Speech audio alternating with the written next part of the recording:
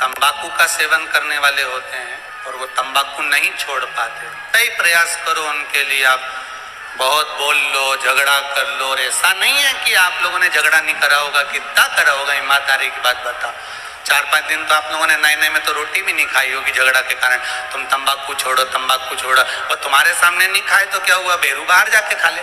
उसके लिए नीलकंठेश्वर महादेव का स्मरण करें। बेलपत्री की छाल या बेलपत्री की जड़, इसको घिस कर इसका चंदन तैयार कर, चंदन बनाने के बाद में इसकी गोलियां बना ली, गोली बनाकर शंकर भगवान के शिवलिंग के पास में 7 स्थान पर उसको रख दीजिए। नीलकंठेश्वर महादेव का स्मरण करिए नशे से मुक्त करने के। ये तंबाकू वालों के लिए आज विशेष वर्णन है, ध्यान दीजिएगा। आप जो गोलियां बनाए हैं चंदन की, बेलपत्री की जड़ या बेलपत्री की छाल की, वो रख दें। महाराज नीलकंठेश्वर महादेव का स्मरण करें।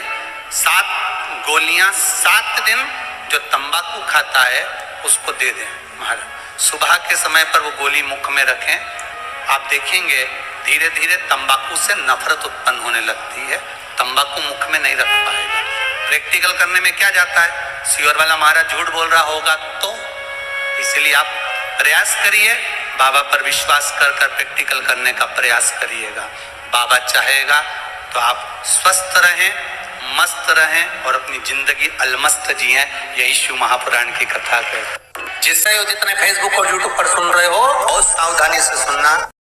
टीप लगाता है उसको शनि कभी परेशान नहीं करता। एक बात हमेशा ध्यान रखिएगा, मान लो अगर कोई भारी रोग ऐसा शनि महाराज के कारण हो गया हो, अच्छे काम करते करते उल्टे हो रहे हैं, होते हैं किसी किसी के साथ में, विपरीत परिस्थितियां आ जाती है। अच्छा करने जाओ बुरा हो जाता है, अच्छा कर्म करने जाओ बुरा हो जाता है।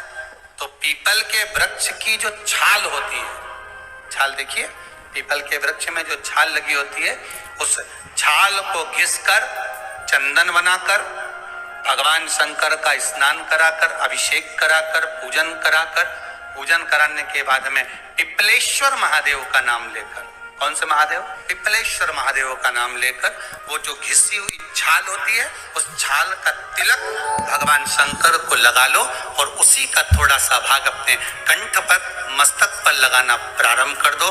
धीरे धीरे जो विपरीत दशा है वो सुधरना प्रारंभ हो जाती है। पर नाम याद रखना, पिपलेश्वर, पिपलेश्वर महादेव।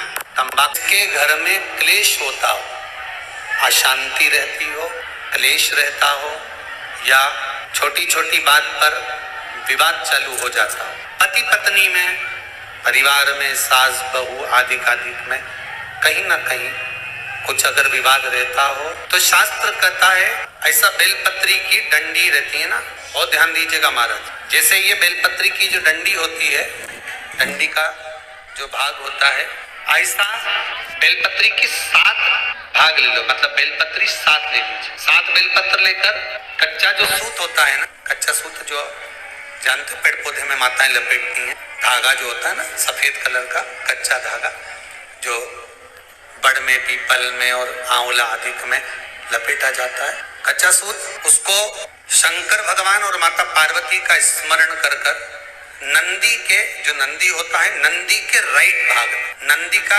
एक पांव ऊंचा होता है, आपने देखा होगा आगे का पांव ऊंचा होता है, बैठते समय नंदी का एक पांव ऊंचा है, एक पांव नीचे की ओर जाता है। तो नंदी का जहां पांव ऊंचा है उस ऊंचे पांव के पास में बैठना है। कच्चे सूत पर उस बेलपत्री के जो 7 गुच्छ हैं, 7 जो बेलपत्री के भाग हैं, 7 बेलपत्री हैं, उसको अपना नाम गोत्र स्मरण कर कर उस कच्चे सूत को लपेटना है। लाल कलर का चंदन उस बेलपत्री के पत्ते में जो अग्रभाग होता है, सबसे आगे का भाग, 7 में लाल चंदन लगाना है। महाराज उस चंदन को लगाकर शंकर भगवान को समर्पित अगर करते हैं, जिस घर का गोत्र बोला है उस घर में कभी क्लेश नहीं हो सकता, उस शांति का अनुभव। एक धागा होता है पक्का धागा, एक धागा होता है कच्चा धागा, बहुत ध्यान दीजिएगा महाराज। पक्के धागे से नहीं लपेटना सफेद, कच्चा जो धागा पीपल में, बड़ में या आंवला आदि में जो हम लोग लपेटते हैं पूजन करते समय, वो कच्चा। और एक बात और आपको कहने, अगर मान लो किसी पति पत्नी का तलाक तक की नौबत हो गई और तलाक नहीं कराना है, आपस में वापिस प्रेम बढ़ जाए, छोरी वापिस घर में रहे, बेटा उसको रखे, बहू रहे, आपस में प्रेम बढ़े। वो भले मायके चली गई हो, वो भले लड़का छोड़कर चले गया हो, अकेली रह रही हो और चाहती है कि मैं पति के साथ रहना है, तलाक नहीं होना चाहिए। हम दोनों में प्रेम रहे, वो संभाले मेरे को भी और मैं भी आदर करूं, वो भी आदर करे। तो मेरा निवेदन है, कच्चा जो सूत होता है, कच्चा जो धागा होता है, नंदी के ठीक पीछे बैठकर कोई साथ में आपका परिवार का कोई व्यक्ति चले जाए और हस्तकमल को, जिसको अपने परिवार में वापस रहना है, उस स्त्री हो या पुरुष हो, दोनों में से कोई भी नंदी के पीछे बैठकर हाथ को ऐसा बंद करना है, हाथ में एक बेलपत्री रखना है, सीधी सीधी बंद कर 7 बार उस हाथ पर कच्चा सूत लपेट देना है, उस सूत को वापस निकाल लेना है। बेलपत्री के साथ में वो बेलपत्री को तो अपने पास में रखना। सबसे पहले माता पार्वती का जो हस्तकमल ऐसा होता है शिव मंदिर में, उस हस्तकमल में वो सूत जो आपके हाथ से निकला है वो उसमें डाल देना है, माँ जगत जननी से प्रार्थना कर और जो बेलपत्री आपने संबंध को जोड़ने के लिए अपने हाथ में ली है, वो शंकर भगवान के कटी भाग में, फिर निवेदन करूंगा, कटी भाग को समझ लीजिए, ये शिवलिंग रखा है, जहां पर शंकर भगवान का शिवलिंग, माता पार्वती जी के हस्त कमल पर जो शिवलिंग रखा है, ये भाग कटी भाग कहलाता है। इस जगह पर जहां शंकर और पार्वती का मिलन हुआ है, उस जगह पर उस बेलपत्री को रख देना। महाराज ज्यादा से ज्यादा 3-4 महीने लगते हैं, दोनों में वापस प्रेम बढ़ जाता है, दोनों एक हो जाते हैं। तलाक तक बात चल भी रही हो तो तलाक समाप्त हो जाता है। प्रेम, करुणा, आसक्ति, स्नेह बढ़ जाता, संबंध टूटने की कतार पर। एक बार माता पार्वती को समर्पित तो करो अपना संबंध। कोई एग्जाम में बैठ रहा है, कोई परीक्षा में बैठ रहा है और वो एग्जाम निकल नहीं रहा, तो गाय के दोनों सींगों के अग्रभाग, ऊपर का भाग, उसको हमारे यहाँ कैलाश पर्वत माना गया, उस पर शहद लगाकर, उसके अग्रभाग में शहद लगाकर बेलपत्री के मध्य भाग में उस सींग का शहद लेकर मध्य भाग में लगाकर शिवलिंग पर चिपका दीजिए सामने, और ओंकार का नाद कर उस पत्ते को निकाल लीजिए, उसका शहद मस्तक पर चंदन में घोल कर तिलक लगाकर परीक्षा में जाकर बैठिए। आप जितना याद कर गए हो, आपके सम्मुख में, आपके एग्जाम में वही आएगा जो आपने याद किया है और आप उसको क्लियर कर सकते। अगर ज्यादा दुख है, संकट बहुत भारी है, इतना बड़ा संकट है कि वो निपट ही नहीं रहा, फिर एक लोटा जल, उसमें थोड़ा सा चंदन का छींटा, एक सफेद पुष्प शिवजी पर चढ़ाकर, चंदन के जल को, लाल चंदन मिल जाए तो ज्यादा अच्छा, शंकर भगवान पर धीरे धीरे अपने हृदय की कामना कर समर्पित करें, सुनेगा। 3 जगह पर अगर कोई बीमारी ऐसी हो गई कि वो समाप्त नहीं हो रही, बड़ी बड़ी तकलीफ, मतलब एक बार दवाई अगर चालू हो गई तो दवाई बंद ही नहीं हो रही है, तो उसके लिए आपको 3 जगह पर जल चढ़ाना प्रारंभ कर दो। मात्र 1 हफ्ते से ज्यादा चढ़ाना भी नहीं पड़ेगा। जैसे 1 हफ्ते आप टेबलेट लेते हो, गोली लेते हो, 1 हफ्ते चढ़ाना प्रारंभ कर दो। सबसे पहले बेलपत्री के पेड़ के नीचे क्या करना है, जल का पात्र लेना है, उसमें 2 दाने चावल के डालना, 2 दाने अक्षत के डालिए।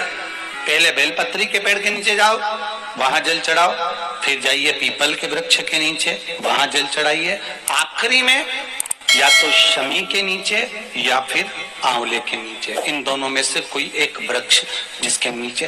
पर 1 हफ्ते अगर आपने आंवले में चढ़ाया है तो आंवले में ही चढ़ाना, शमी में चढ़ाया है तो शमी में चढ़ाना, ये बदल के मत चढ़ाना कि आज मैं शमी में चढ़ा देती हूँ, कल आंवले में चढ़ा दूंगी, ऐसा नहीं। मैं कहा कि जब धन कम हो, संपदा कम हो, व्यापार नहीं चल रहा हो, बहुत कष्ट, बहुत तकलीफ की जिंदगी निकल रही,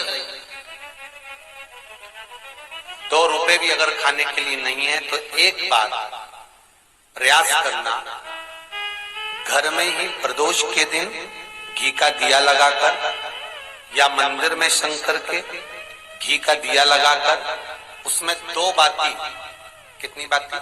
2 बाती रखना। चाहे तुम लंबी रख लो चाहे गोल रख लो, पर रखना 2 ही बाती। घी का दिया लगाकर दुख दहन स्त्रोत का पाठ करो। दारिद्र दुख दहन स्त्रोत का पाठ बाजार में किताब मिल जाएगी, नहीं मिले तो मोबाइल पर सर्च कर लेना, उसमें निकाल लेना, उसका पाठ करो। कम से कम 5 प्रदोष तो करो।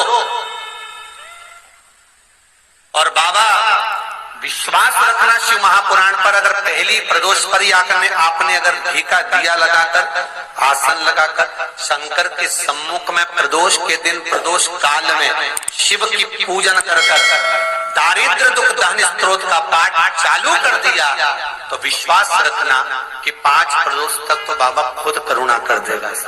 आपको मुड़कर नहीं देखना पड़ेगा। नौकरी नहीं लग रही, सर्विस नहीं लग रही, परास्त हो चुके हैं, फॉर्म भर भर कर दुनिया के हाथ जोड़ जोड़ कर एक बार महादेव के हाथ जोड़, एक बार उससे कह लो। बेटों की जॉब ना लगे, कई माताएं आके कहती मेरे बेटे की सर्विस लग जाए गुरुजी, बस इतनी कृपा कर दो। तो हमने को उसको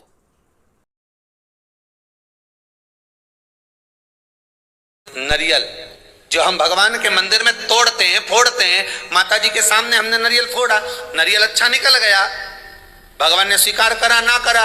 अगर नरियल अच्छा निकल गया तो आपने थोड़ी सी चिटक निकाल कर भगवान को चढ़ाई, बाकी का सब घर ले जाके चक्कू से निकाल निकाल के सब खा गए। और मान लो वही नरियल जो आपने भगवान को चढ़ाया फोड़ा और वो अंदर। हर हर महादेव। श्री शिवाय नमस्तुभ्यम। गुरुजी द्वारा बताए गए उपाय आपको अच्छे लगे तो लाइक करें, शेयर करें और मेरे चैनल को सब्सक्राइब करें। Thank you.